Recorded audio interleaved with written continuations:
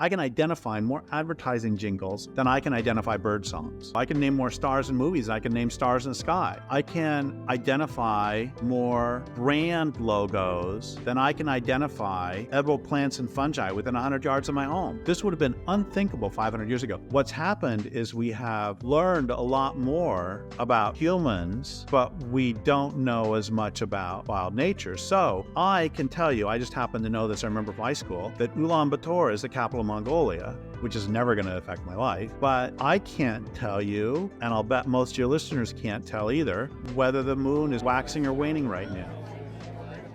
You must be some kind of therapist.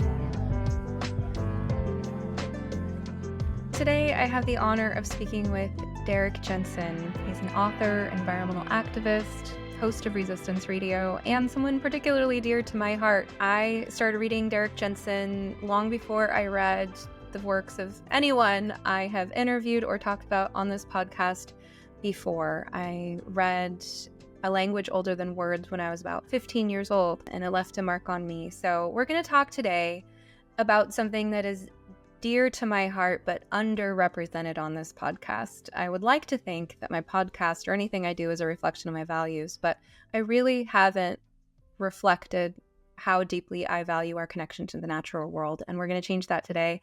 And there's no better way to do so than to speak with Derrick Jensen, who I've been following for a long time and has a deep, deep connection to the natural world. So Derrick, thank you so much for joining me today. Oh, thank you for having me.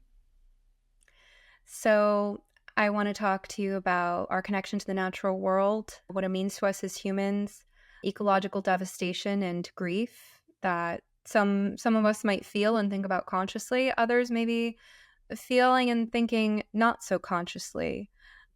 You know, I'm remembering just off the top of my head passages from your books about the world that we lived in before the level of environmental devastation that characterizes the modern era, and how rivers were teeming with fish, and the sky would be darkened by the enormity of the flocks of birds. And so maybe we'll just sort of start there. If you could paint a picture for me and for our listeners of the world that we have forgotten, the world that is somewhere in our ancestral memory. Well, thank you for that question. And a few things. One is I live in Northern California, the coast, about 3 miles from the ocean, about 20 miles from the border of Oregon. And as late as the 1930s, there are records of the Klamath River just south of here. And it's a big river. It's the second biggest river in the United States on the West Coast that drains into the Atlantic. It's the Pacific. And they said it was black and roiling with fish. It's quote, black and roiling with fish, as late as the 1930s. And the salmon are pretty much gone there now. And I see occasionally a couple fish spawning around here, and just like 2 fish. It's not the entire bottom. Somebody sent me a picture 20 years ago of some river up in Alaska that if you look at the picture, you think, why did they send me this picture? It's sort of a high view down from the steep mountain slope down to the river. And you see the river has little bands of yellow along the edge, and then the whole center is black. And if you look more closely, you see that it's because it's only at the banks that you can see the bottom of the river. And the rest of it is filled with fish. It's not black because it's so deep. It's black because it's filled with fish. And in Northern California, 500 years ago, 200 years ago, if you were near a stream or near a body of water, you would probably see a grizzly bear every 15 minutes. And, grizzly bears are, of course, extinct in California now. And it's the same with many places. The banks of cod were so thick in the North Atlantic that it would impede shipping. Ships would actually, the sailing ships would actually slow down because the bodies of fish would slow them. And whales were a hazard to shipping. There were so many whales that you had to worry about if they hit your boat, it might harm your boat. And evidently whales don't have particularly good breath, at least smelling to us, and it would make harbors stink because there are so many whales who are breaching. And people have heard of passenger pigeons. They were in flocks so large they would darken the sky for days at a time. And that's unimaginable to me. I've never seen flocks. I've seen some big flocks of birds, but it's like they might go across the sun and for 5 seconds or something. I can't imagine that amount of fecundity. And it's the same no matter where you were. There were bison from horizon to horizon, or there's I don't know the numbers. I'm making up the numbers on this, but one prairie dog village, the biggest prairie dog village in Texas was like, I don't know, 10,000 square miles. I'm making the numbers. It was huge. It's absolutely, it evidently numbered in the billions for how many prairie dogs were just in that one large community. And you're right about there being no place in the heart for us to comprehend this level of catastrophic change. There's 2 stories I want to tell about that. One of them is that one of my mom's favorite movies, she died 5 years ago. One of my mom's favorite movies, it's called Trip to Bountiful. And it was a play written in the 50s, and the movie was made, I think, in the 80s. And it was, as I said, it was written in the 50s and set in the 50s. It's about this old woman somewhere around Houston who's living with her son and his wife. And she's very old and independent and wants to go back to her childhood home one more time, to Bountiful. And she does. And, she escapes the house and gets on a bus, and it's the husband and wife, sort of track her down and get her at Bountiful, and she promises she'll never go again. She just wanted to make one last trip to this place. And the reason that I mention all this is because that play could not be written now. And the reason it could be written then is because Bountiful was still this beautiful natural place. And I guarantee that if somebody grew up 70 years ago in Houston and they now wanted to go back home, it would be shopping malls, or shopping malls are gone. So it'd be suburbs and strip malls or something. And my mom grew up in Lincoln, Nebraska. And when she was a child, she used to hop on a cow, like 3 or 4 years old. She'd climb up on the fence and hop on a cow and ride it to her grandma's house. And 25 years ago, I did a talk in Lincoln, and I went to her address. It's in the middle of town. It's, there's no cow. Only cows there now are in the grocery store. And one more story about this, which is that there's a really good book called 13 Moons by Charles Frazier. And it's basically a love story between a man and a woman. But that's not for me, that wasn't the real point of the book. There's 2 love stories. The other love story is between the protagonist and the land. And it's set in 1820s, starts in 1820 or so, 1815, North Carolina, and ends about 1900. And there's a scene at the end where the main character gives this speech to himself, the soliloquy, where he is saying, we evolved to lose our parents. We were born to become orphans.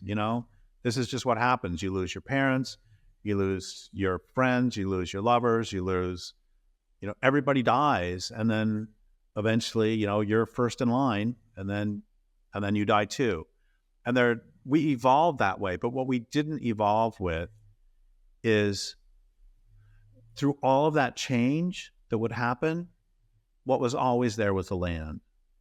And so the continuity in your life would be your larger human community that would still be there, and also the river would still be there, and the salmon, not in his case because it was North Carolina, but the wood bison would still be there, and the wolves would still be there, and this and that tree might die, but the forest itself still lives.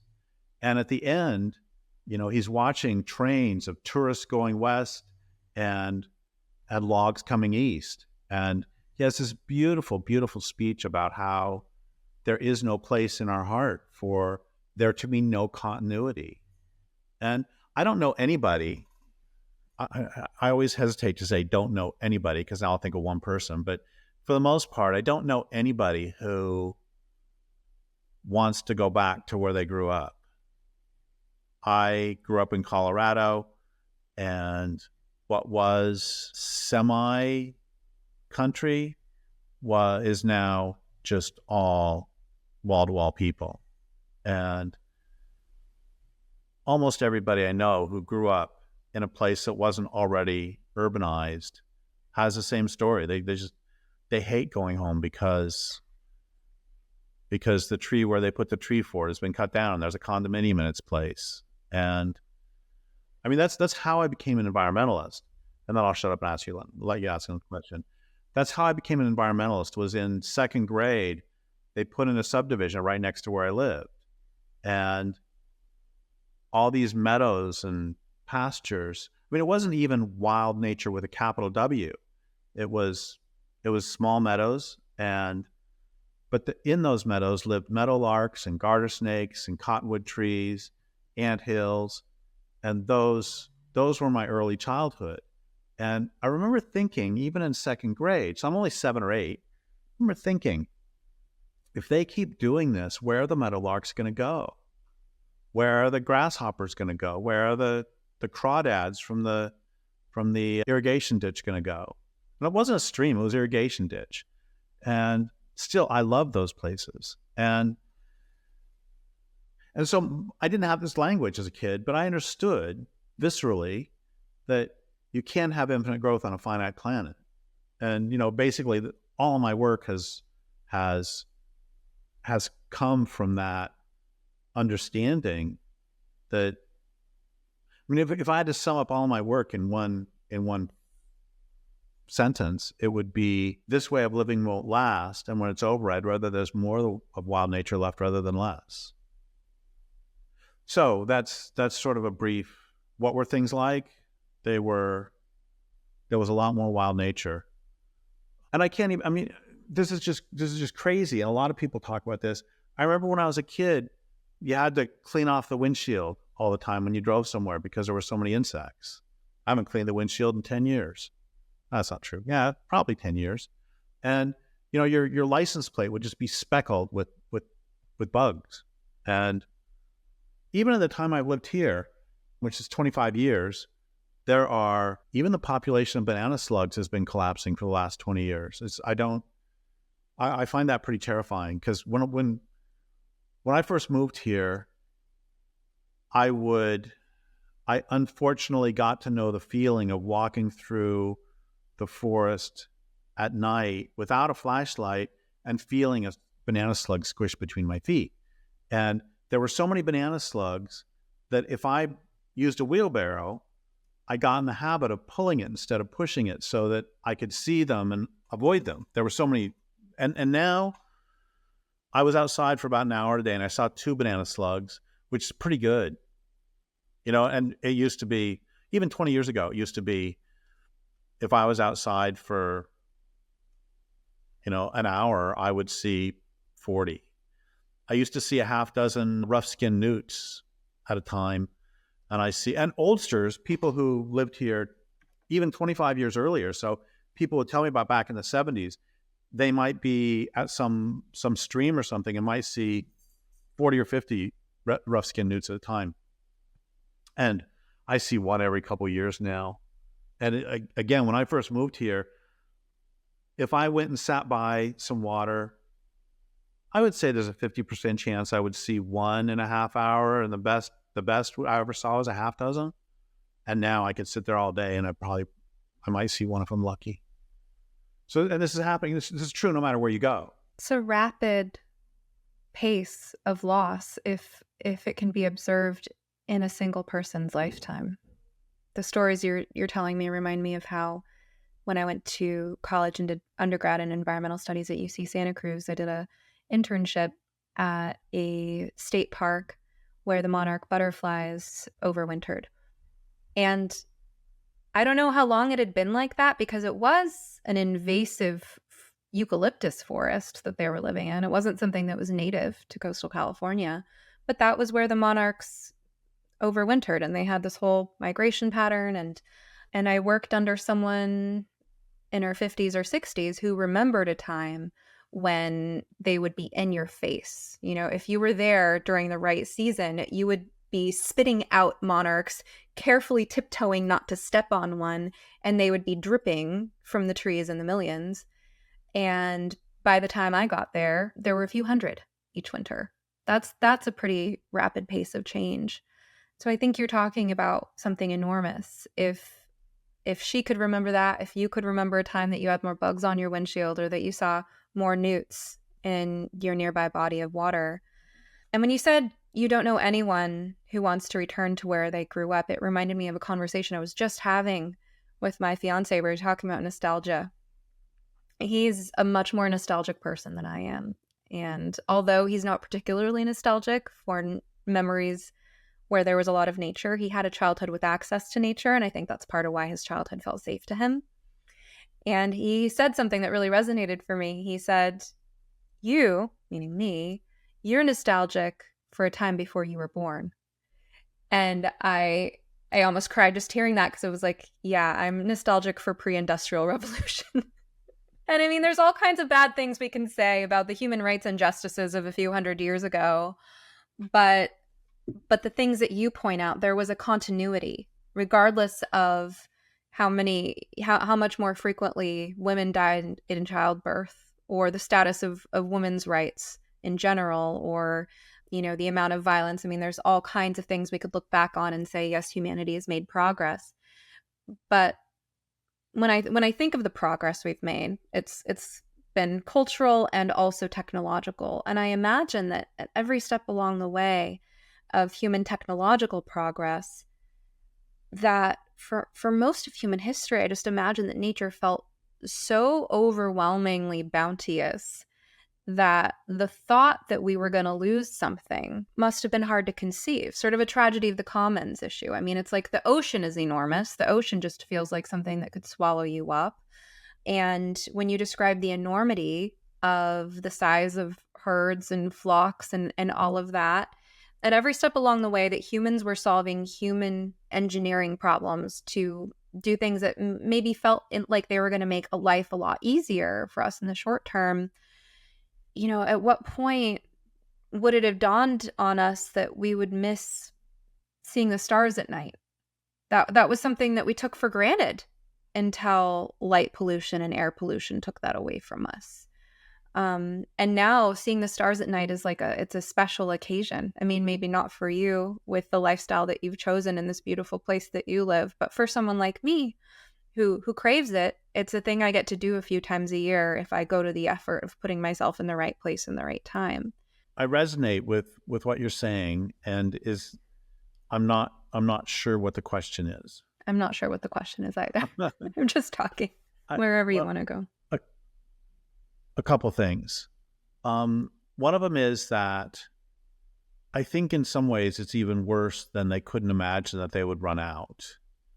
That I think there are some people who couldn't imagine that they would run out, but there are other people whose attitude was that they will run out and I need to make as much money as I can before they do.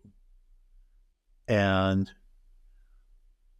I read a really interesting book a couple years ago called The Floating Coast, and that was about basically the Bering Sea area and the Bering Strait area. And a lot of the whalers understood that they were killing the whales far faster than the whales could reproduce. But what that meant is that we need to get as many as we can so that the money goes to me, because the money's going to go to somebody. So I may as well kill 10 instead of killing 5, or kill 100 instead of killing 50, because then I make more money. And then, you know, when it runs out, I'll move to something else.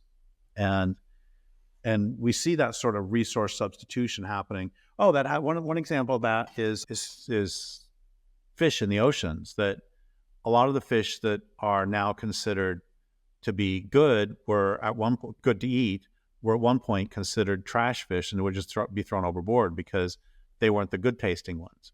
So they worked their way through.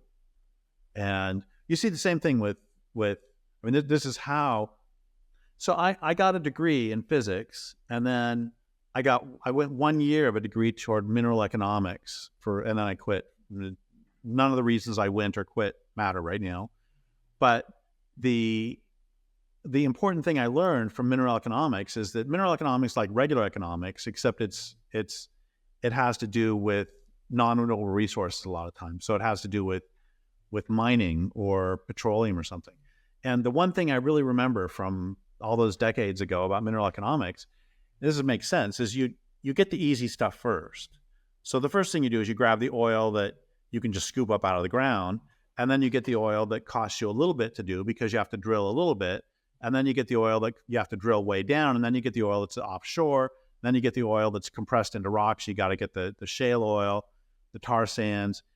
You do the easy stuff first, and that's basically been their attitude with everything. First, we're going to get the animals that there's bazillions of, and then we're going to get the animals that there's millions of, and then thousands of, and there's been no recognition of limits at any point, and that's ignoring.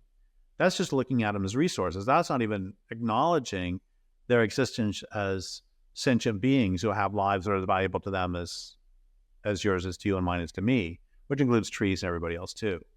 So even if you look at them as resources, they haven't been doing it sustainably from the beginning.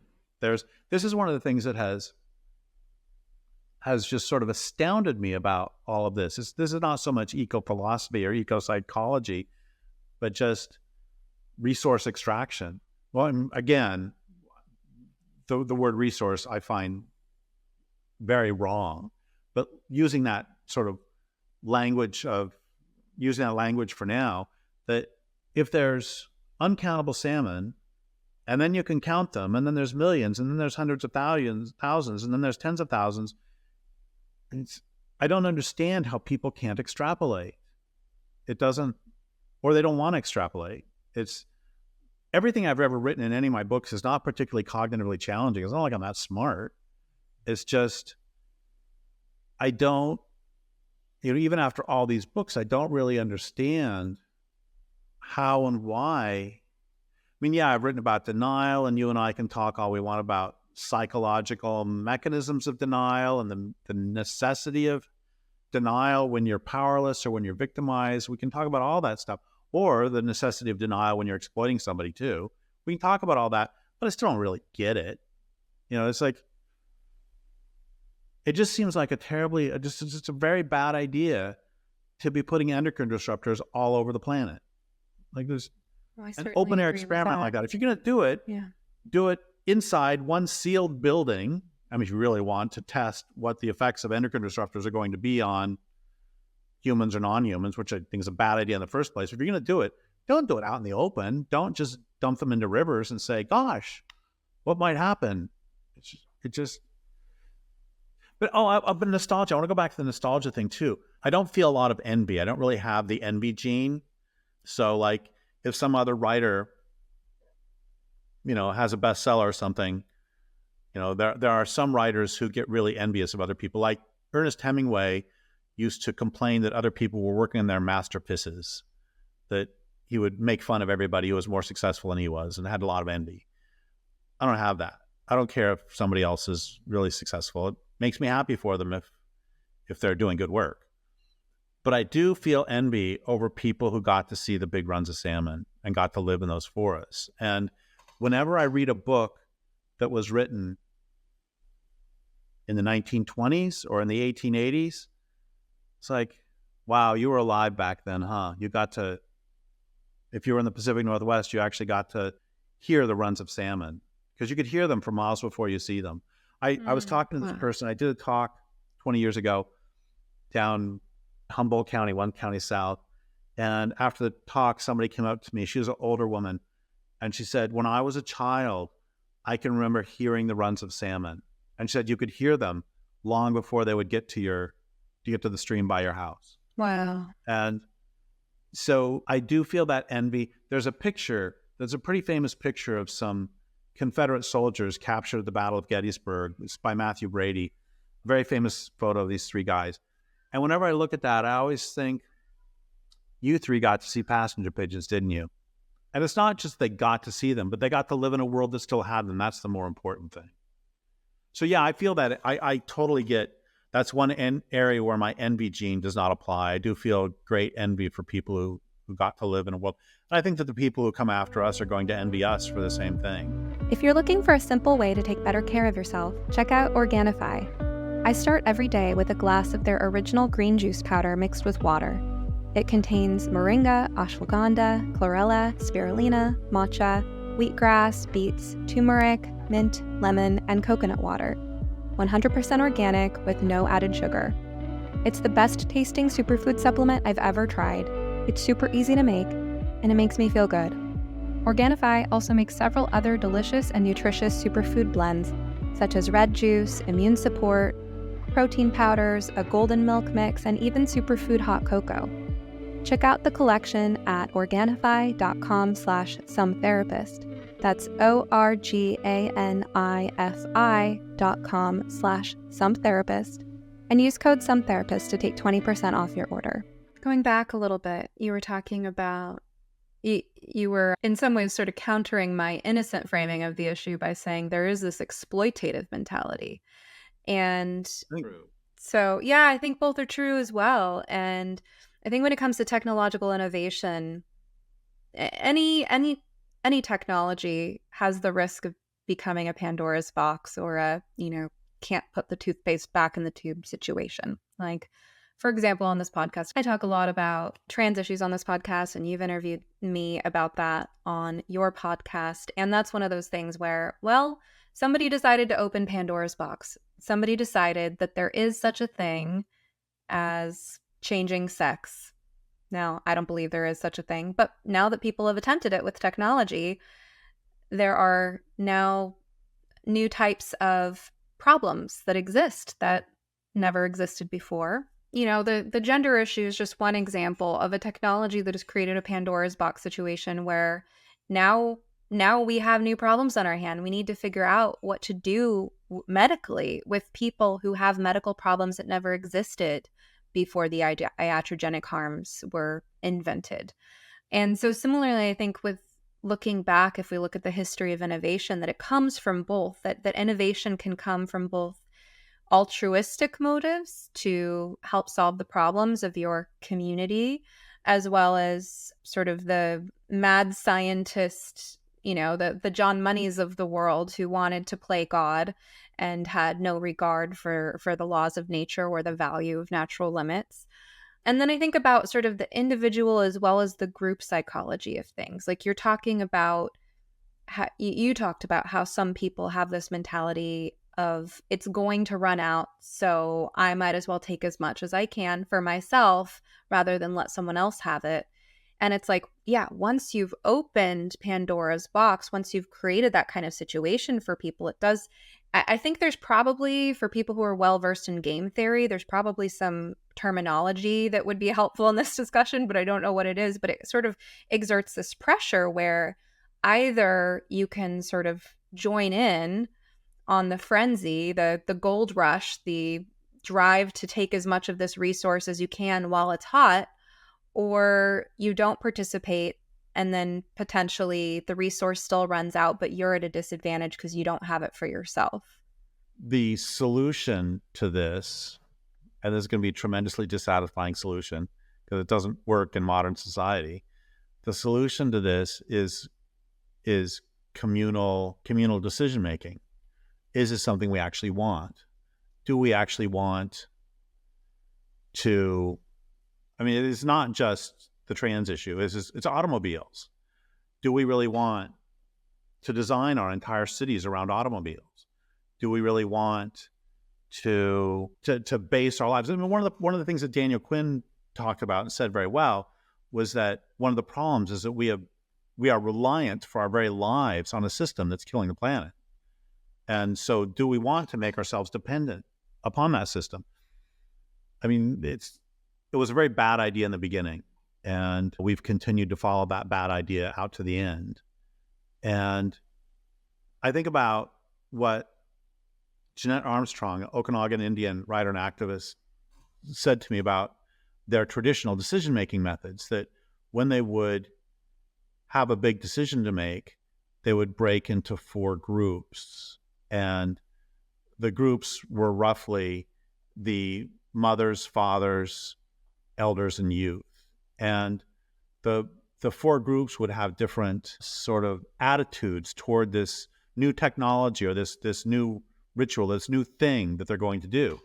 And basically, if we just look at these as representing 4 perspectives, it's the youth perspective was action, change. What innovation can we bring?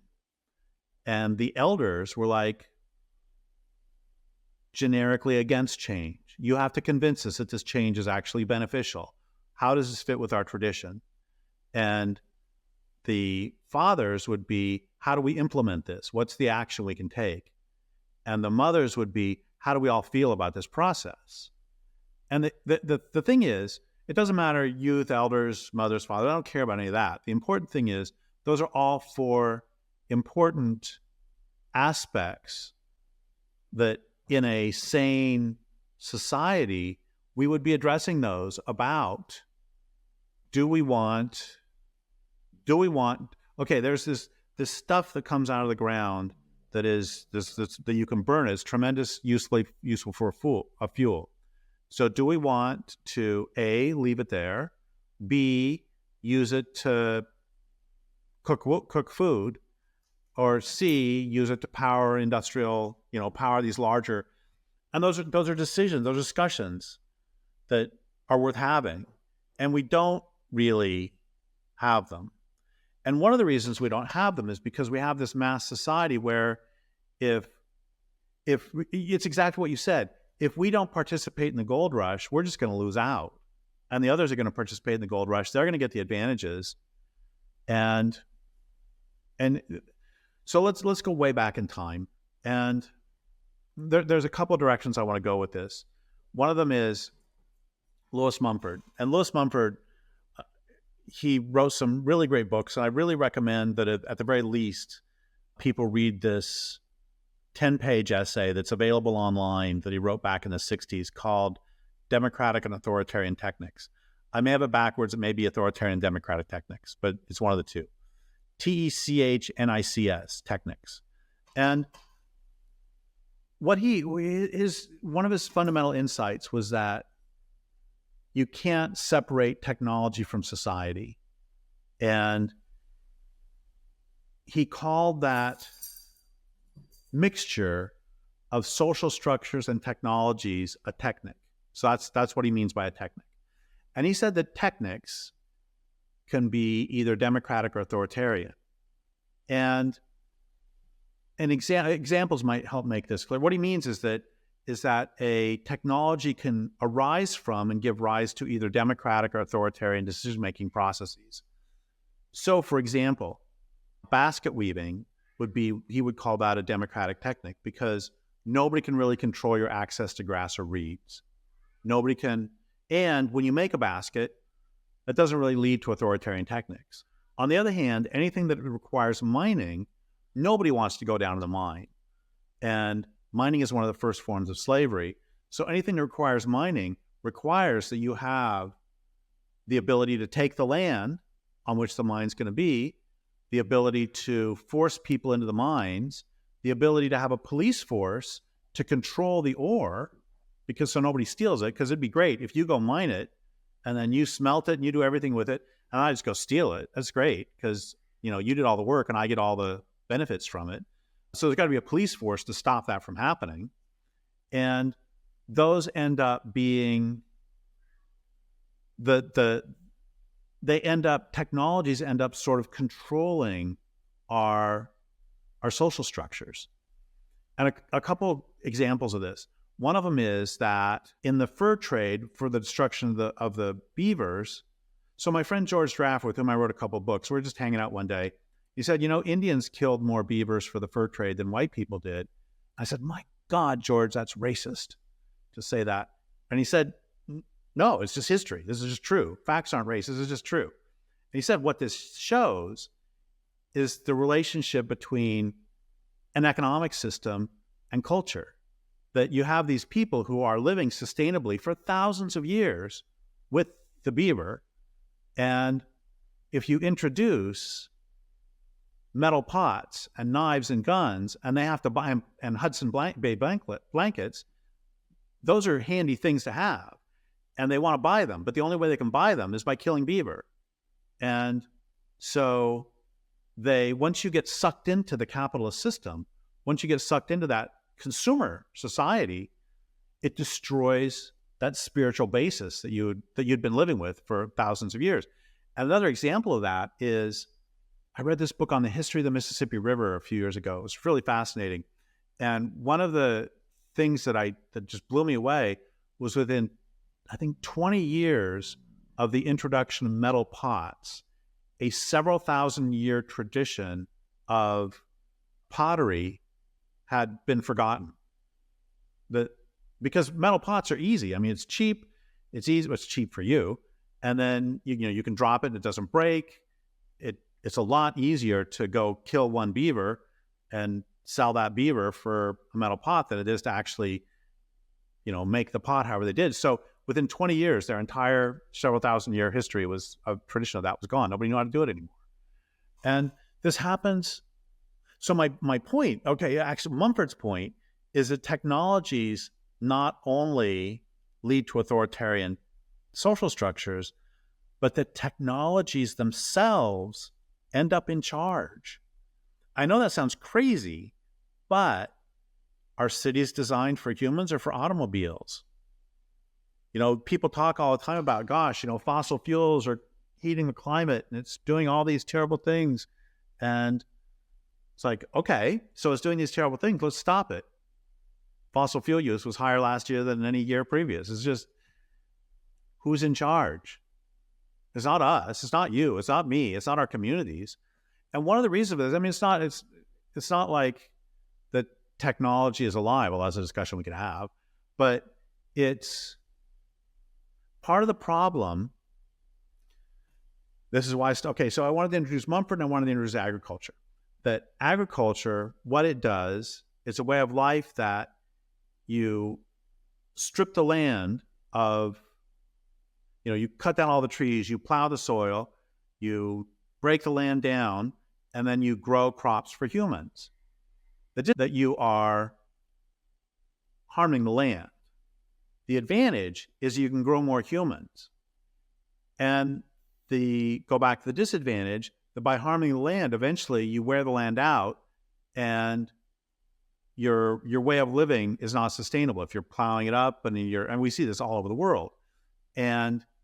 But the thing is, you've been able to grow more humans in the meantime. You now have a choice. You can either collapse or you can choose to slowly decline, or you can choose to conquer somebody else's territory. But if you do that, you have the advantage of you've been able to convert the land into humans who can be soldiers, and you've also been able to probably force some of them into mines and make metal weapons. And you got the advantage when you go to attack your neighbors.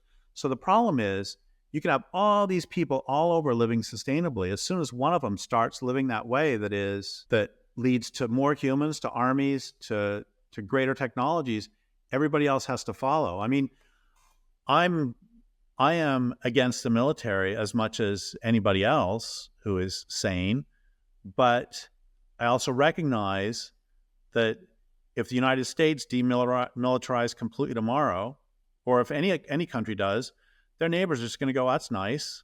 So, and I know that we're supposed to stay on nature, and don't worry, I won't go too far into politics, but so far as psychology, I mean, part of the problem is that there's been this ever-expanding wave for several thousand years of people who I think have been traumatized by either ecological destruction and or being conquered by somebody else who had destroyed their land.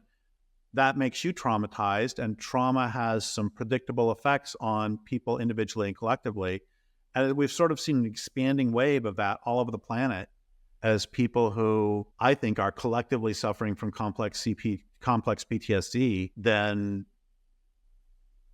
which has made them devalue relationship and value hierarchical perspectives. Again, what are you going to do if you yourself are a peaceful people and your neighbor is not? And it doesn't matter whether your neighbor is, Genghis Khan or the Nazis, or it doesn't matter what technological level. You still are in a conundrum. You're in a very, not a conundrum. You're in a terrible position.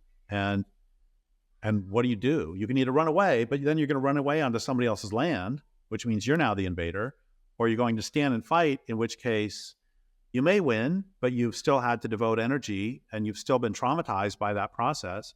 Sorry if we're going way off topic, but it also has to do with the destruction of the natural world, because that's one of the things that's been happening for several thousand years, is the conversion of the natural world into weapons of war. Well, one of the things I hear you saying, this is going to be quite a significant paraphrasing, and it may not resonate with your original intention, but I almost hear you describing each technological invention as having kind of its own spirit, its own personality, its own role in the world.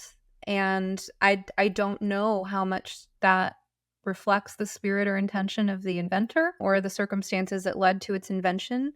But I can think of some recent examples that align with what you're saying. Like recently, Jonathan Haidt shared that there was a study that found that the majority of Gen Zers basically wish that TikTok didn't exist. Like they are on TikTok because everyone else is on TikTok. But the majority said something like that if they could make it disappear tomorrow, they would uninvent it. And I think that probably a lot of people have similar feelings about similar technologies that we ourselves habitually continue to use, partly out of habit, behavioral addiction. Maybe we could argue coming from a place of feeling that void where the natural world is missing in our lives. I think that's part of what fuels addictive behaviors.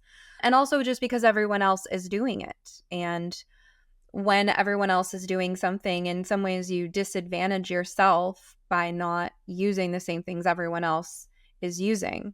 But going back to what you were saying earlier, you described the Okanagan decision-making process and how these four perspectives together balance decision-making. So for example, with Heather Heying, I've talked about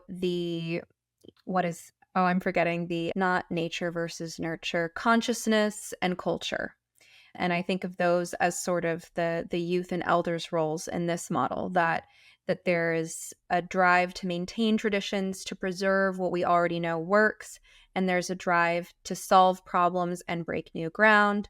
Those could be represented by the relative roles of old and young, and that those perspectives in balance together have always been needed for sound decision making. But then you also brought up the roles of mothers and fathers, who each have their own role in nurturing and protecting life. So I thought you said a lot of really significant things. And another way to think about it, maybe this is just my sort of psycho-spiritual way of thinking about everything, is that when a new technology is unearthed, when a Pandora's box is opened, and when it has the potential to affect everyone, it's sort of like this deal making with the devil. So you were saying, with the Okanagan decision making of the four forces, like, yes, we could choose to do this thing that tempts us with short-term, what seems like a lot of gain. Like what fossil fuels can do for society is pretty amazing. And here I am living a relatively luxurious and comfortable lifestyle compared to most of my ancestors, thanks to fossil fuels. Could it be said from one angle that I've made a deal with the devil? Oh, yes, I will take all these pretty, shiny, comfortable, lovely things that you offer me in exchange for the destruction of the natural world.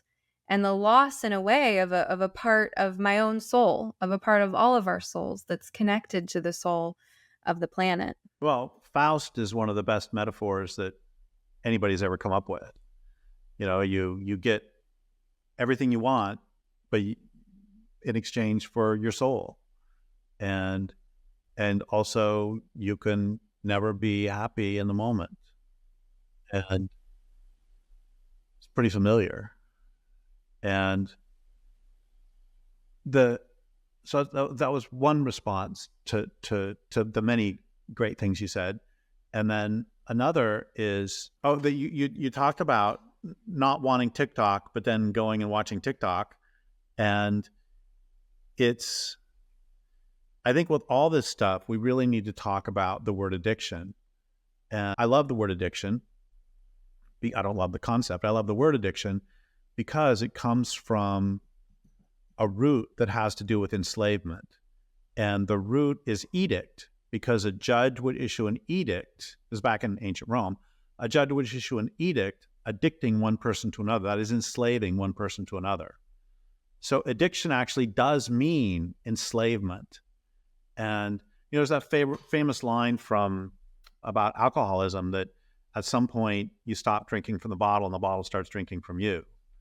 And we can say the same thing about technology, that at what point, at some point, we stop drinking from the technology and the technology drinks from us. That's the authoritarian, that goes back to the authoritarian techniques. And another part of this is that, the Faust, and then also in that essay that I mentioned by Mumford, he talks about why is it that we have surrendered so easily to this sort of modern authoritarianism of the technologies. And he said one reason that we have is because of what he calls the magnificent bribe. And the magnificent bribe is that we have been given, in exchange for, we have been given every advantage. And he wrote this back in the 60s, so it's even more so now. You said that you're relatively well off compared to any of your ancestors. That is a huge understatement. The same is true for me, for any of us. Any of us have more access to energy, have access to more luxuries than any emperor of ancient Rome, than any ancient king, than any king 200 years ago. We have access to instantaneous communication. I mean, for crying out loud, you and I are how many miles apart? 400? I mean, how long would it have taken for me 300 years ago? You and I are in the exact same physical positions. I mean, I'm sure I never would have gone there. I never, not even once, maybe once in my life would I have. So we go pre-horses. So we go 500 years ago. Oh my gosh. So you're up near Portland or something? Yeah. So to get there, I got to go over the Smith River Pass and then get to Grants Pass, what's now Grants Pass. And then I go all the way up north to the Willamette Valley. Probably one person out of 100 did that in their life or something. I'm just making the numbers up. But it's like, we not only we would never have spoken, much less speak instantaneously. And you can see me making wild gestures with my hands. It's just nuts. And I mean, I remember when I was a kid, it's a long time ago now in terms of one person's life, but you never called grandma until after 11 p.m. because the phone rates were cheaper for long distance. I don't know. Are you old enough to remember having different long distance rates? Yeah. And sometimes what you would do is, so that you didn't have to pay any long distance bills, you would call grandma collect and she would not accept the charges if she was fine, just because long distance was so expensive at that point. It's like, and then, Jung wrote this thing back in the 30s about how much he hated telephones because they interrupt your day. And that telephone wasn't even attached to your hip. That telephone was just sitting in one place on the wall. It's like, how dare they interrupt my day with calling all the time? And now, another thing I want to bring into this is just a line I love that is just crazy. A lot of young people aren't even going to know who the Doobie Brothers are, but the Doobie Brothers were a rock band who had an album in the 70s called What Were Once Vices Are Now Habits. And I love that title because what were once luxuries are now necessities. I still remember when George Draffin introduced me to email back in 1989 or 1991 or something. We were working on a book together. And it's like, wait, I don't have to mail it to you. I can just like push this button and you get the manuscript. It's like, yeah. And now, frankly, most of us are like, so my mom had this notepad that had on it, there's a special place in hell for the person who invented answering machines. I was like, let's just add that to email. I mean, most everybody I know is like, how many hours a day are you going to have to spend answering the stupid emails? And we're supposed to drink from the bottle instead of the bottle drinking from us. Emails are supposed to serve us instead of me bowing down to the email gods every, 2 hours every night or something. And it's addiction, And I know I'm perfectly fine with this direction we're going, and we can go any direction you want. I'm also fine with us heading back to nature if you want. Whatever direction you want to take. I think this is all. I want to say one more thing about I fully believe that trees are living, and I believe that rivers are living beings. I believe that rocks are living beings. And I don't know about technologies. This is something that I've sort of intellectually or spiritually struggled with for decades, is if I believe that everything is alive, so does that include the plastic that was made into this trackball, I don't. So you're speaking of like an animistic view of the universe. And I personally find it more fulfilling to have a somewhat animistic view of things, to believe that things have soul, not in any, divine law, any serious sort of religious way, but I enjoy being surrounded by material objects that have character. And, like, for example, as we're sitting here talking, if I look just over that way, I see this hand-painted cabinet that I bought from someone on the internet, where I saw that someone refurbished that cabinet and they painted this beautiful landscape on it, and it has so much character. And there's a lamp on that cabinet that's unique, that has character. And I think part of my own nostalgia for pre-industrial revolution times is that it feels more soulful to think of a world in which every single thing was handmade, that a human being interacted with natural elements to create something, and that there were memories and emotions and intentions woven into the creation of that. I do think that there's more soul, so to speak, in things that are handmade and have a story compared to things that are mass produced in factories out of plastic. I don't disagree with you at all. And that's how I go through the world too. And there's you've mentioned the Industrial Revolution a couple times, and there was something that happened throughout that time that's pretty important, which is that so many indigenous people have said to me that the most important distinction between Western and indigenous ways of being is that most Westerners, even the most open-minded Westerners, generally perceive listening to the natural world as a metaphor, as opposed to the way the world really is. And how you perceive the world affects how you behave in the world. There's a great line by a Canadian lumberman: "When I look at trees, I see dollar bills. And if when you look at trees, you see dollar bills, you're going to treat them one way. If when you look at trees, you see trees, you're going to treat them another way. And if when you look at this particular tree, you see this particular tree, you'll treat it differently still." The same is true no matter what we're talking about. If when you look at fish, you see dollar bills, you treat them one way. And this, by the way, is one of the many reasons that I oppose pornography, is because if when you look at women, you see orifices, you're going to treat them one way. And if when you look at women, you see women, you're going to treat them another way. And if when you look at this particular woman, you see this particular woman, you treat her differently still. And that conversion of the world from other beings with whom we can have a relationship into objects to be exploited is one of the fundamental. The metaphor that keeps coming to mind is the biblical leaving the Garden of Eden, but I don't really want to use that one. Like a fall from grace? Yeah, a fall from grace, or yes, I like the fall from grace.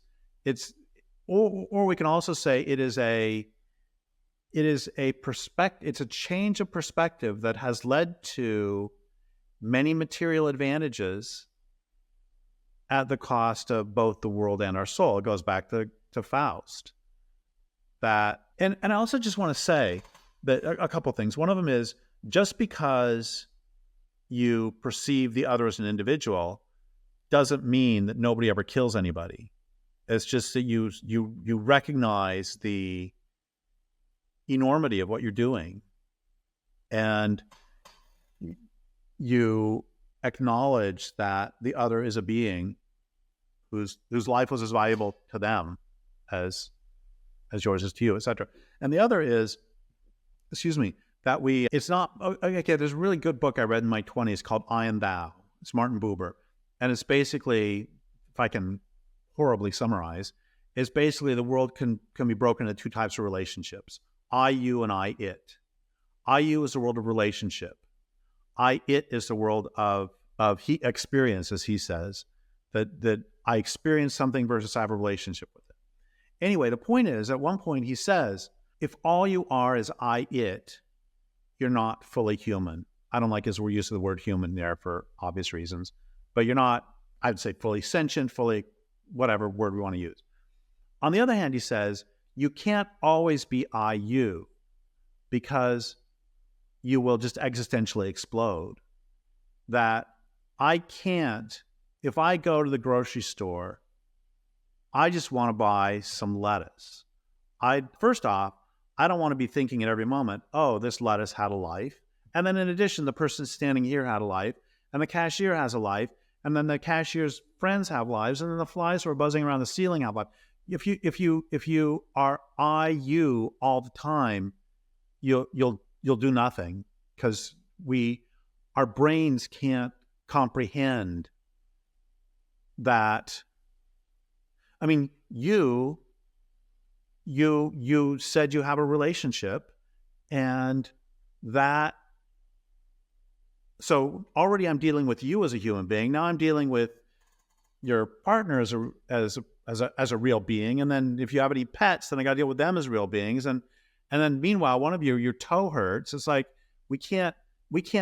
You see what I'm getting at? You can't function. There have to be I mean, you're talking about things that are relevant to highly sensitive people or empaths. And I am remembering when I was younger and I think even more sensitive and even more open, I would get paralyzed in the grocery store because I could see the life cycle analysis of every item on the shelf. I couldn't buy a can of beans because I was thinking about where it was grown, how far it was shipped, the materials that went into packaging it. I mean, I get what you're saying there. Whether you're a long-time or first-time listener of the podcast, odds are you're just as concerned as I am about the gender ideology crisis that's affecting today's youth. What you may not be as aware of is another insidious practice occurring in med school classrooms, practitioners' offices, and hospitals alike: the discriminatory practices that focus on race instead of qualifications of healthcare providers. These universities, associations, and sometimes even states are breaking federal laws in their racially discriminatory practices, and one group is holding them accountable: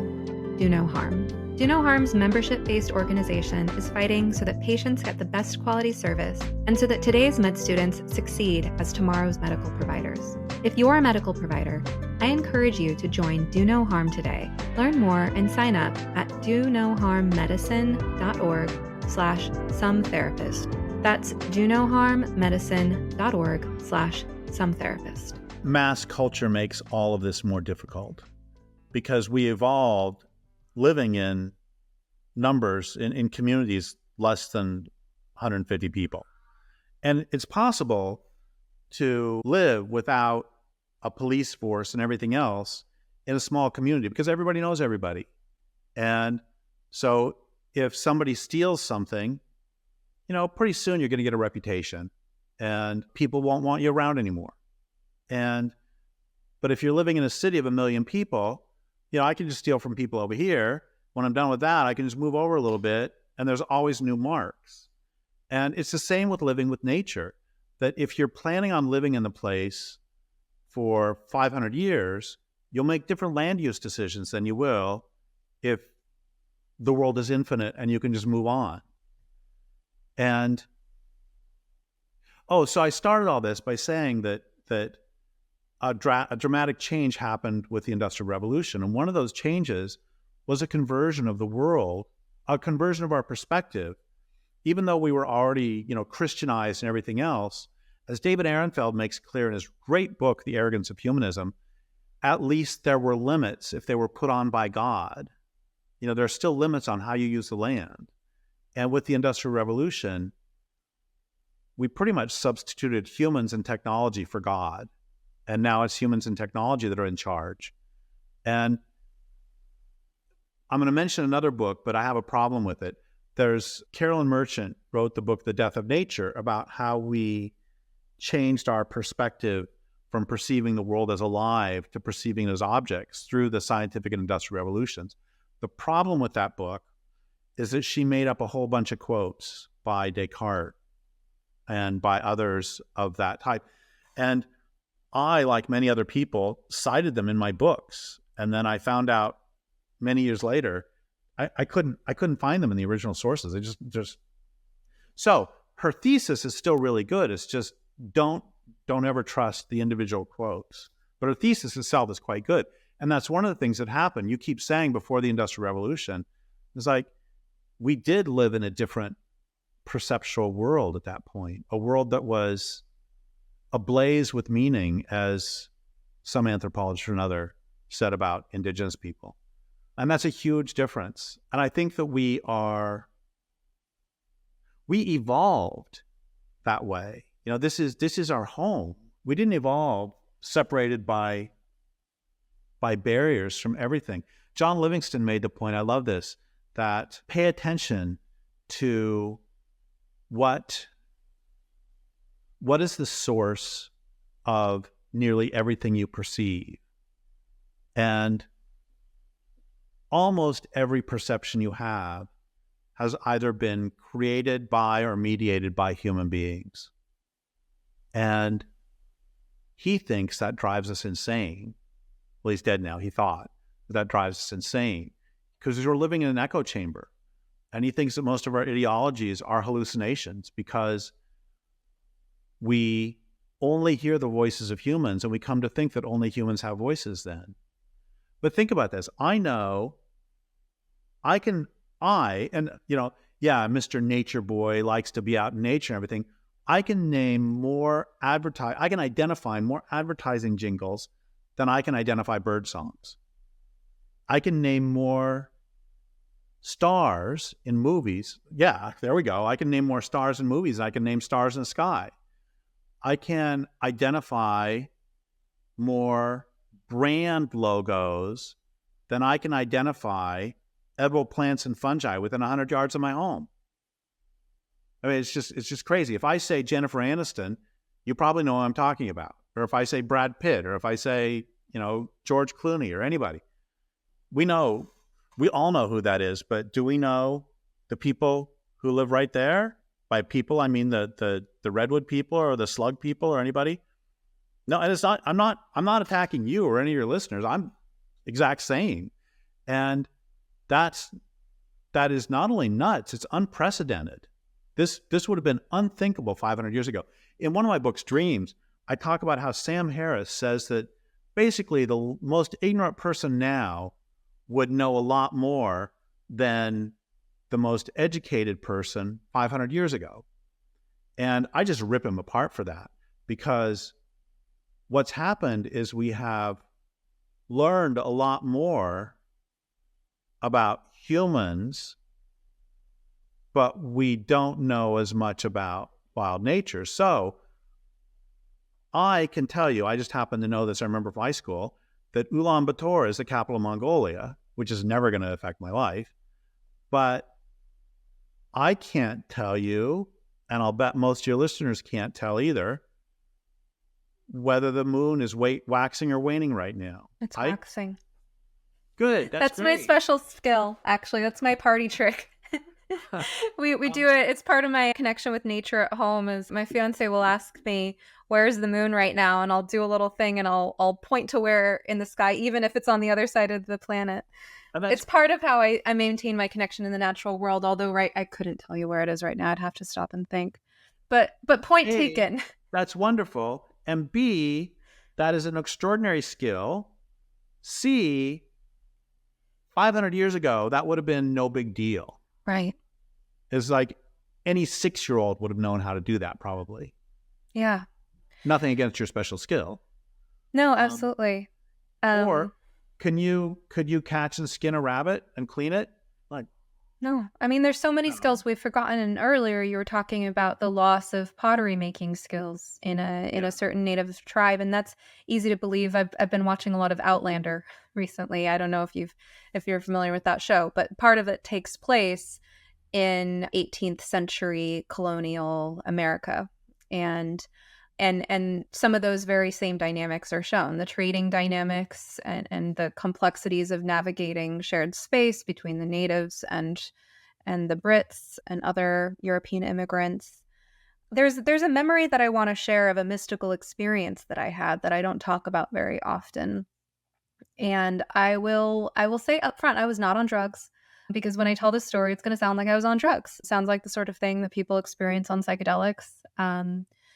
But when I was, I don't know, maybe 21 or so, I had a friend who was a very bizarre person who had spent a lot of time with someone he considered an important teacher to him, who he said came from some ancient druidic lineage. And he was always encouraging me to go meet with this teacher, but I was like, I'm not going to change my entire life plan to go to wherever in Europe this person is. But one day my friend wanted to do what he said, let's just call it a meditation. And went out into on a grass lawn. This was Los Angeles. This was not a place with a whole lot of access to wild nature. But we went out on a grass lawn. I believe there was some moonlight. And he simply asked me to close my eyes, and we were just meditating together. And I had a vision. And so I felt from the base of my spine a cord, like a tail, drop down and connect to the core of the earth. It was like my root chakra plugged into the core of the earth. And I had an inner vision of a time in the earth's memory in which there was that I-thou relationship. And I saw like a joyfulness in the relationship between humans and the world that they lived in. We happened to be near a hill. This, again, just a hill in Los Angeles, a hill that was covered in houses and also oil drilling, because that's also a thing that happens on this particular hill in Los Angeles. And I saw people going to and from a hill, collecting whatever they collected, whether it was water from a spring or berries. I don't remember the details, but just collecting things from the hill as needed and giving thanks. And there was this there was a relationship of gratitude and joy, and it felt warm and lively and vibrant. And there was like a merriment to it. And I saw this in the memory of the Earth's history. And then I saw, I guess you could say, like the darkness coming in, this sort of plague of our time, of the like fundamental cutting off of the life force exchange that had been happening in that. When people started treating the earth as a dead material resource to be exploited and nothing more, taking without giving. And I saw the lack of joyfulness, vitality, and merriment, the lack of gratitude, just the taking rather than the relational exchange. And I probably wept. I don't really remember. This was a very long time ago, but I saw all this without drugs. And it was in a time in my life that I was quite, engaged in a lot of spiritual practice, and previously spent like a lot of time living outdoors in Hawaii and just cultivating my relationship with the earth. So there were things that had contributed to my ability to kind of tune into this. But I remember that vision, and it's basically been with me my whole life ever since. And I think if it's all right, I'll just sort of use that as a segue to the circling back to addiction. And as you said, its roots in enslavement, because my probably biggest addiction, and probably a lot of listeners' biggest addiction, is to technology, to phones and social media, and just remaining in a state of distraction. And I notice it drops significantly when I'm surrounded with wild nature, whether that's going to my favorite hot springs retreat here in Oregon, where there's a river and trees and just really fresh air, and you can feel that vitality from the earth. Whether it's when I was in Costa Rica recently, when I was in Hawaii recently, anytime that I'm surrounded with a lot of vitality and life, my desire to be in my phone goes away. And my desire to be in my environment is just so much more. I just feel so much more connected. And I think living where I live now, there's like not enough of it for me. Like, I try to get my hands dirty how I can. It's complicated by numerous factors, financial, health, and all that kind of stuff. But I feel like that emptiness of just not being surrounded with wild nature. And it drives me deeper into my addictions. And it's so sort of a constant battle then. Like, how do I pull myself out of this digital world that offers all this distraction and back into connection with nature? And I think the majority of people listening to podcasts like this are probably experiencing something similar in that they can't or are not planning to do a complete lifestyle reset, but might feel that emptiness, that sort of void that it leaves us. And that's maybe what we could call ecological grief. What are your thoughts on that? Well, thank you for all that. And I have a bunch of responses, of course. And one of them is one of my favorite lines by the psychiatrist R.D. Laing is, how do you plug a void plugging a void? And what I take from that is, if we have a void in our life, whether that void is disconnection from nature, disconnection from community, human community, disconnection from ourselves, if you plug that void using another void, you can never plug it. And that's how some of these addictions come to manifest. That if I feel an existential emptiness and I try to fill it with drugs, or try to fill it with buying things, or try to fill it with watching this really good series that I watched over that I binged on the last 3 nights, which is... What is it? Oh, there's a couple. One of them was Slow Horses. They're on Apple TV. And then I watched a series about Masters of the Air, which was a historical drama of World War II, a bombing squadron. I love historical dramas. The point is, I spent more time watching both of those shows put together than I did out. And I live in this. I think about this sometimes. It's like, I used to teach at a prison for a couple years. And a lot of us, frankly, if you just gave us a screen, our lives are not that much different than they would be if we were sitting in a prison, because we sit in the same chair for 8 hours a day. We can go outside. So I'm not comparing our lives to prisoners, actually, because we can leave. But the thing is, we don't. I thought about this as I'm writing all these books. I'm sitting, this is back when I had a desktop computer.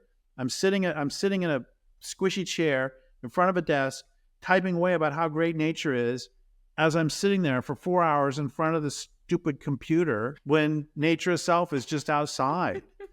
And so that void won't be plugged by other voids. And so it ends up, and that is also, I don't mean to go back to this too often, but that's also one of the things that pornography does. And that's why everything with this is why, the society of the spectacle has to keep getting bigger and bigger and bigger, because it never delivers on what it promised. And it's never fully satisfying. And relationships with other human beings, with non-human beings are infinitely complex, which means you don't have to keep upping the stakes all the time. You don't have to keep. But if all you're doing is buying, if all you're having is a superficial, if you're plugging a void with a void, it's got to be a bigger and bigger and bigger plug. That's one thing I want to say. Another thing I want to say about your mystical experience, or your spiritual experience, is that there's this really interesting book. I don't remember the name of the book, but I remember the name of the author.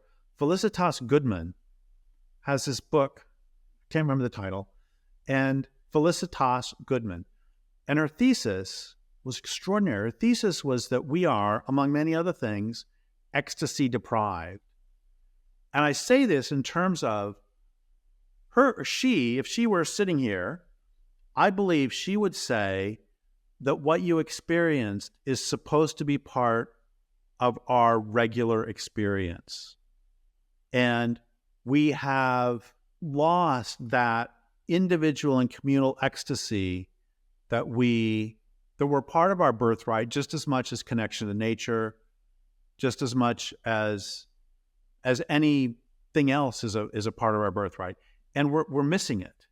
And we fill that void again. In her case, she doesn't say a void plugging a void. She says we fill that lack of ecstasy with drugs, consumerism, all that, technology.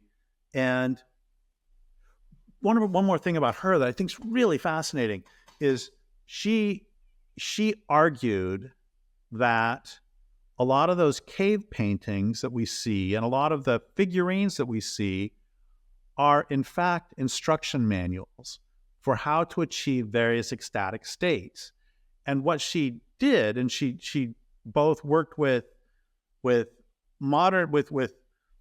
people living today who still experience ecstatic trance, and also with her graduate students, that she would have them do a certain position and then do drumming or do something to chanting or something to help induce some sort of trance state.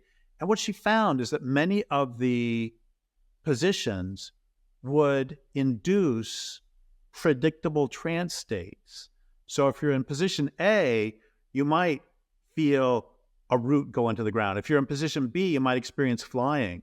It was really fascinating stuff. And actually, just for the heck of it, I tried just once is all, but I tried one of them. I put on I got some from the computer. I got some sort of, drumming or something to help sort of induce trance. And then I got in the position that it said, but I hadn't yet read what it was. And it actually was, it worked out that I don't remember what it was now, but if it was flying, I was flying. And anyway, the point has nothing to do with that. The point has to do with, well, there's part of it is that, and part of it is also, I was walking somewhere back in my 30s out in nature, and all of a sudden I fell into this space that was a state of grace is what I called it, where I felt bliss, and I felt how everything worked together, how the rain worked with the soil, worked up with the plants. I just felt all these connections. And then it disappeared a little while later. And then it didn't come back for a while. And then at some other point, I was out in nature somewhere and it came back.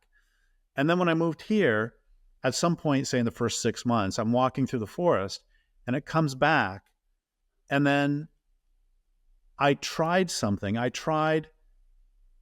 Because I was feeling so connected to the forest right then, I tried turning it off to see if I could feel how it feels to sort of sorry to use machine language, but to make it go away and then to make it come back. And it did. And I practiced it 4 or 5 times. And then for quite a while, when I was in the forest, I could make it happen. Make is too strong. I could allow it to happen. That's better. Almost voluntarily. And I don't know, this sort of applies that I do a lot of my writing when I'm like walking through the forest. And if I get stuck, I'll take a walk. And I used to think that I was just peripatetic. The act of walking itself was what brought the words. But then I realized that a lot of times it came at specific places in the forest. And I started wondering if the trees were actually just helping me write. And I mean, I've talked in many of my interviews about having a muse, and I'm not taking anything away from the muse here. I think they work together with it, but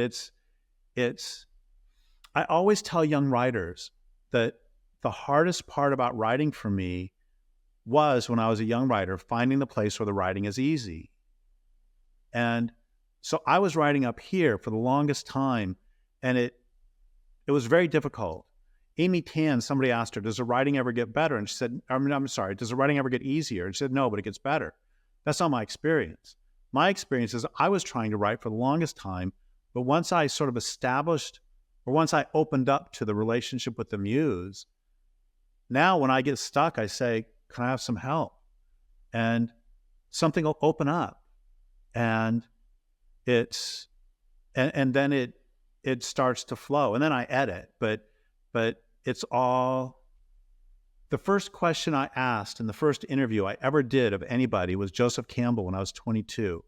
And the first question I asked was that he had quoted a line, "The fates guide those who will, those who won't they drag." And I said, are the fates inside or outside? And his answer was basically the only answer you can give, which is we don't really know. But, he said for him it was inside, but it's so far inside that it becomes transpersonal. And it's something, what you do, he said, when you reach into that place, you're reaching into something larger than yourself. And Derrick, what does this have to do with everything we're talking about? I think that for me, what opened this topic up was you talking about that experience. So I think that is one of the things that is missing in our lives. That's one of the things that ties everything we've been talking about together, is the fact that there is something larger than yourself and that you can open up to it. And that's where art comes from. That's where the crafts come from that you were talking about, that, the dresser that you see across the way that was made by somebody. They were also, at the same time, they were opening themselves up to something that's passing through them. And I mean, it gets terribly lonely to just be, there's a line I remember seeing an interview 20 years ago with some astronomer. They were asking, why do we need to go to Mars? They said, to answer that most important question of all, which is, are we all alone? I was thinking, wow, you really think we're all alone? How can you think we're all alone when there's all this beautiful life? Of course you think you're all alone, because you're staring at a computer in a house all by yourself, and humans are the only ones who matter. But if you remember that everybody else matters, suddenly you're never alone again. I love sleep. Sound sleep is a crucial foundation of good mental and physical health, from mood and concentration to metabolism and cellular repair. And I sleep very well thanks to my 8 Sleep Pod Pro cover. My side of the bed is programmed to be warm when I get in and cool down to a neutral temperature in the middle of the night so I don't wake up overheated like I used to. How would you customize your bed temperature? Visit 8sleep.com and use promo code SOMETHERAPIST to take up to $200 off your purchase. Even if they're already running another sale, this code will get you an additional $50 off. 8 Sleep currently ships not only within the USA, but also to Canada, the UK, select countries in the European Union, and Australia. Thanks for considering purchases that support the show. And this reminds me of what you were saying earlier about how being surrounded only with human ideas and human language makes us insane. For me, there's a certain amount of time I need to spend alone with the elements, one with nature, walking through the woods, before I can hear my own thoughts clearly. And when you talked about being ecstasy deprived, that really resonated. And something we haven't touched on yet, but that I think is connected to nature, is time and rhythm. Because our sense of time is so much sharper in connection in the natural world. There are times of day, there are seasons, there are lunar cycles, as you pointed out earlier, and all those things. When we're living a life that's more closely tied to nature, we're affected naturally by those rhythms. Our time perception is different, our relationship with time. And as part of that, when I think, again, of pre-industrial ways of living, we had communal rhythms as well. So if there was a birth, a death, a wedding, a celebration, everyone stopped what they were doing and celebrated or mourned together. And then there's the role of, as you were mentioning, position and rhythm. So music and dance as part of celebrations or mournings. These things that weave us together in time, that create a sort of rhythm that allows us to access that ecstasy, those altered states. And now we're trying to do it ourselves. You talk about even doing it by yourself, listening to something on the computer to try to induce a state. I'm also doing some stuff on the computer. I'm doing this brain retraining course that's supposed to help with people like me with chronic illness. And we're doing, I'm going to be learning more techniques for toning my vagus nerve. And I'm all for that. I'm doing vagal toning. But some of the things I'm doing now to tone my vagus nerve alone remind me of times in life that I was doing things that just so happened to tone my vagus nerve with other people. Like the time that I spent a lot of time making music with friends and chanting. I used to participate in Indian-based, Hindu-based, Hindu-adjacent music and dance rituals. And while that's not my culture or my religion, and while I've distanced myself through time and space from that particular era, there was something that gave us, that gave everyone who participated, which is a tradition to step into, a tradition that happens to be welcoming with open doors, that allowed us to do something that I think every human culture, if you go back far enough, had some version of. A lot of my ancestors were Celtic. I'm sure they had their own versions of that. I just don't know what those were. Whereas I know how to access things from the yoga traditions and things from Hinduism. They're much more accessible to a, middle-aged white hippie like me or to a young person as I was 10 or 20 years ago. So I don't particularly care whether the traditions come from this or that culture or religion, but I know there's something very deeply familiar to the human soul about coming together and moving and singing and chanting and dancing and drumming with other people. And where do you draw the line between that as an act of human culture and as a part of human nature, as a part of our connection to nature? I think it's all the same thing. It's all tied in. There's probably one of the quickest ways to bring me to tears is to just have a collection of people singing together. It's an astounding communion, and it's part of our, again, that's part of our birthright. That's what humans have done forever, is to sing together. And Louis Mumford really didn't like rock and roll, and when I first read his stuff, that offended me because I'd been to a bazillion concerts. And I kind of got his perspective, though, from two things. One is I was listening to an NPR interview with some rock and roll person who went to Mongolia, and he was saying, we played power chords for kids who'd never heard rock and roll, and they responded viscerally to them. And they really opened up to them. And that's great, but it's like, this is Sorcerer's Apprentice stuff, because it's a very powerful thing. And then I happened to see, and I saw AC/DC live in concert a couple times in my 20s, and they're fine. But I was watching a video of AC/DC playing Highway to Hell at Rio del Plata, I think, and it's horrifying. You have like 100,000 people all pulsing and singing "I'm on the Highway to Hell," and I think that's a toxic mimic of what singing is supposed to do. But yes, singing does open us up with the chords actually affect us bodily, and we evolved with all that. And it's a tremendous power that I think is supposed to be used to reinforce community. And it's like sex, that sex can be used to reinforce a relationship, and it can also be used as a toxic mimic. I mean, sex as a weapon of war, rape as a weapon of war, has been used for a long time in patriarchy. I mean, this is a whole different subject we should explore another time, the whole idea of toxic mimics. But we do have that birthright of coming together as human beings in community to sing or to dance or to chant together. And that's the function of those, is to help bring us into those communal state, which, by the way, I shouldn't just say humans, because it's also it's the larger cycles too. I want to say a couple things about that real quick.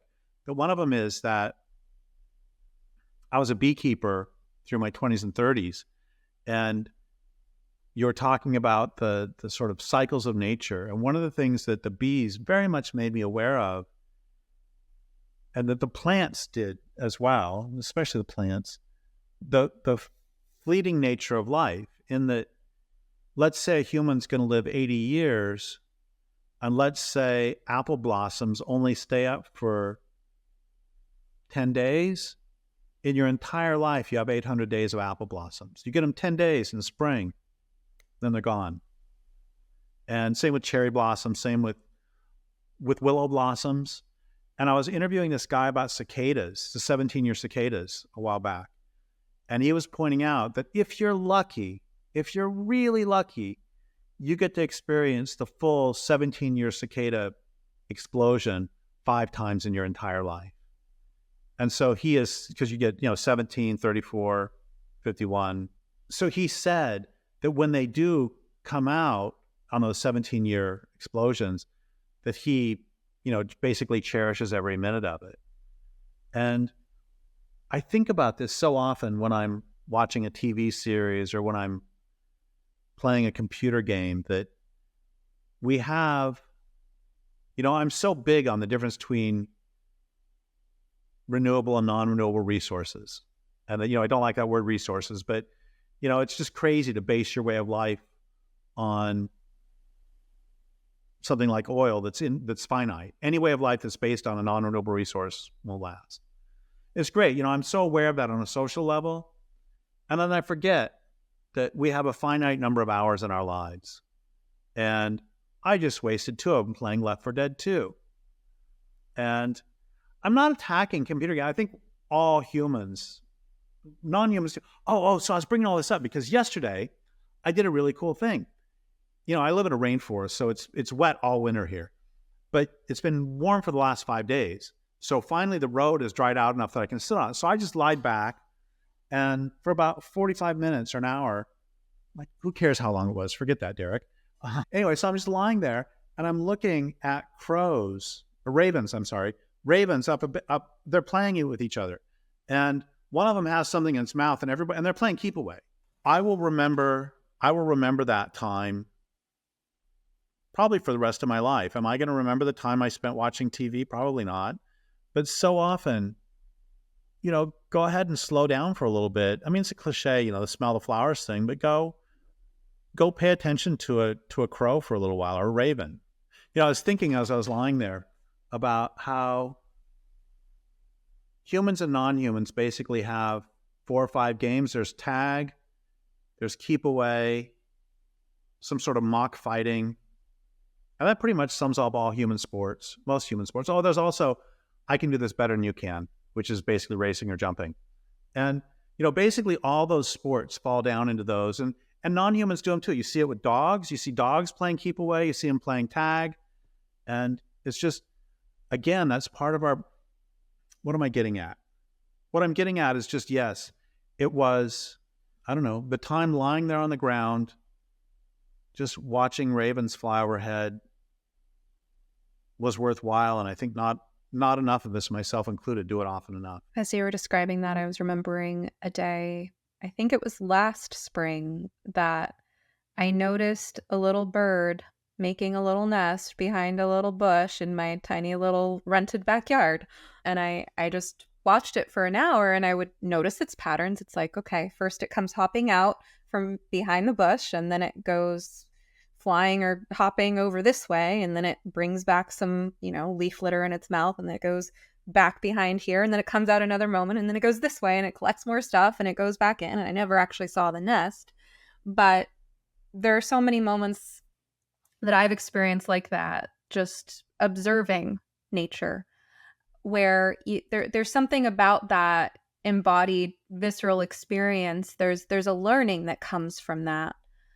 Just like we were talking to the kids the other day about boogie boarding, because it's something we love to do, and they're going to go do it with their mom. And my fiance was asking me to give them tips. And it's like, how do you describe something that's about essentially the art of watching water when you're not actually watching water? It's all about timing. It's all about noticing the way that one wave will build up and catch up with another wave. And if you can just catch the timing just right when this wave meets this other wave, that's where you really get to pick up on the most energy that'll take you the furthest. And we were describing how sometimes you should just kind of watch other people do it and notice what they're seeing.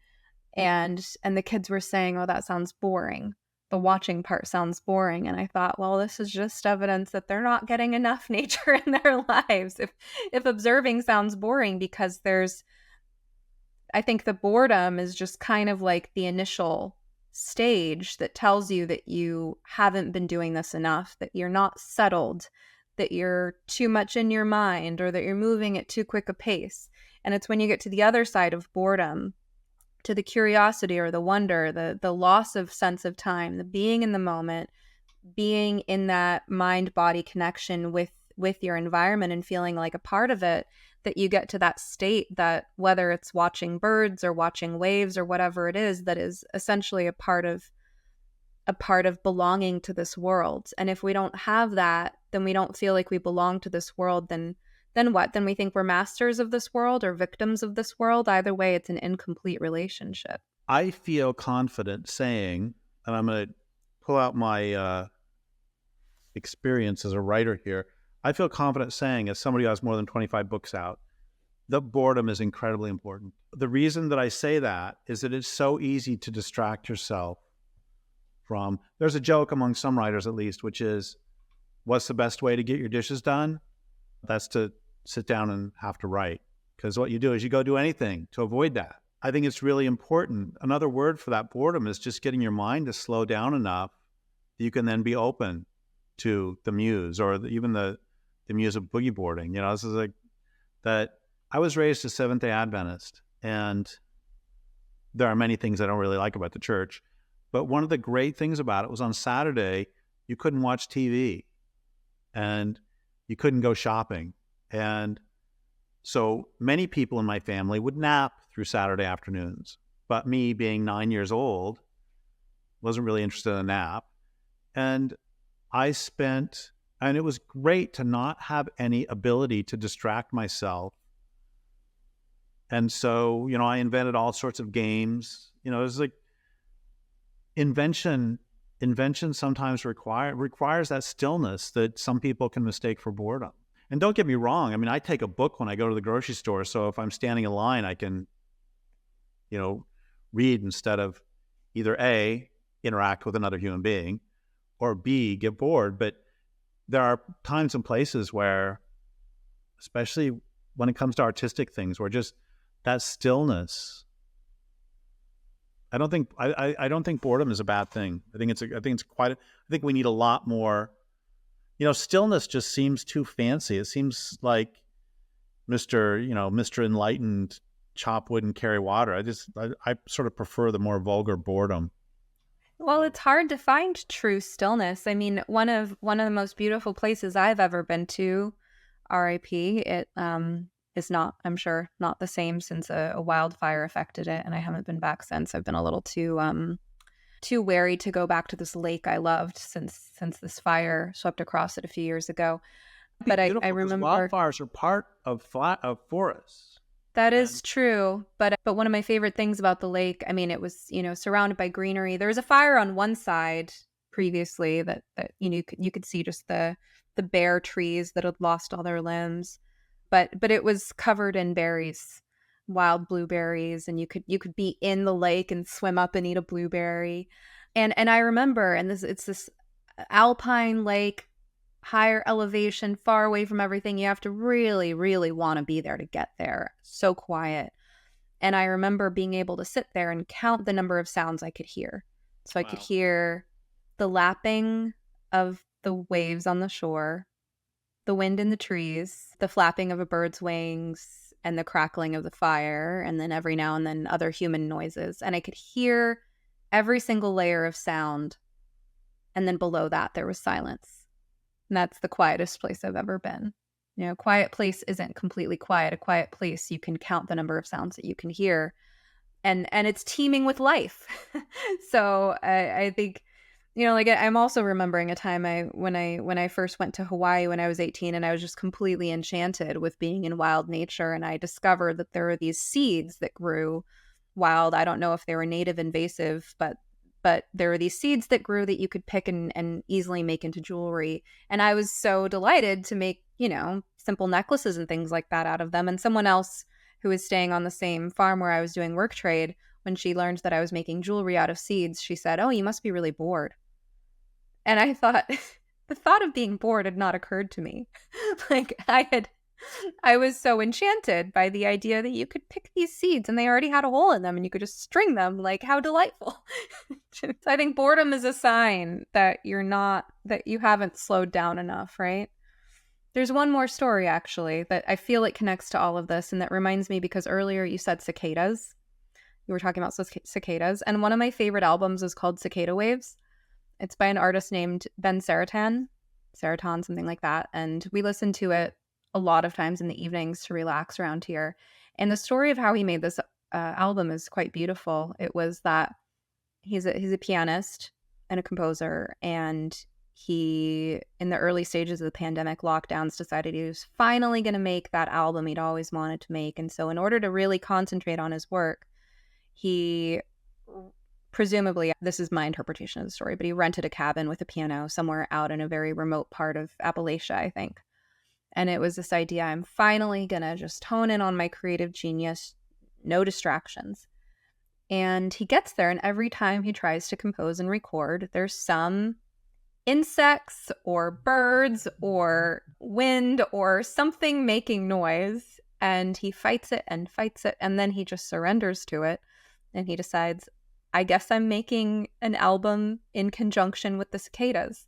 So it ends up being this really serene sort of mixture of the sounds of different insects and birds and wildlife throughout the day, and including storms and things like that, and then him just listening and tuning into that and playing piano along with it. That's beautiful, and that's such a great metaphor for life. So is that where we end, or is there? Yeah, we can end there. I guess it's fantastic. So yeah, let's go ahead and wrap up here. So Derrick, where can people find you? My book should be available in libraries or bookstores, and you can find out more about my work at derrickjensen.org, DERRICKJENSEN.org. And also, I guess if I can give one piece of advice, it would be that no matter where you are, even in a city, you can still find nature, and nature can still find you.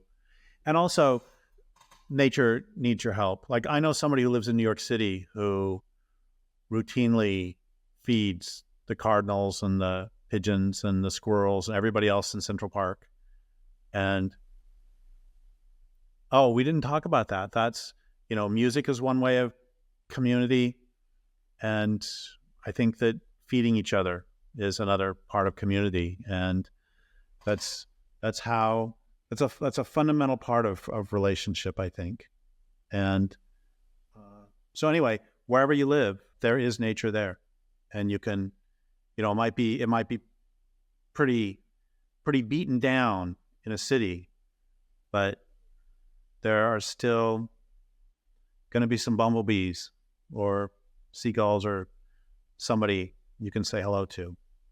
When I go to cities, a lot of times I will try to acknowledge some of the trees, at least, as many trees as I can think of, just because it's nice to be acknowledged. I have a similar ritual where whenever I arrive in a new location, if there's a body of water, one of the first things I do is I go and greet the body of water. If I can, I'll put my feet in it.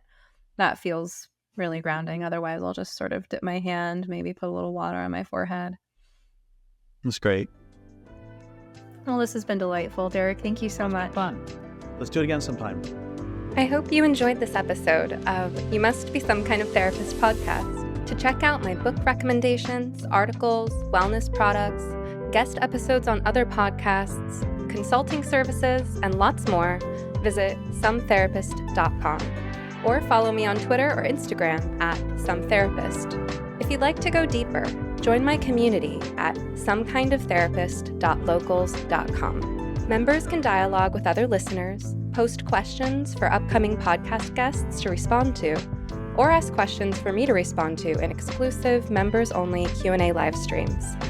To learn more about the gender crisis, watch our film, No Way Back, The Reality of Gender-Affirming Care, at nowaybackfilm.com. Special thanks to my producers, Eric and Amber Beals at Different Mix, and to Joey Pecoraro for our theme song, Half Awake. If you appreciate this podcast and want more people to find it, kindly take a moment to rate, review, like, comment, and share on your platforms of choice. Of course, just because I am some therapist doesn't mean I'm your therapist. This podcast is not a substitute for medical advice. If you need help, ask your doctor or browse your local therapists online. And whatever you do next, please take care of yourself. Eat well, sleep well, move your body, get outside, and tell someone you love them. You're worth it.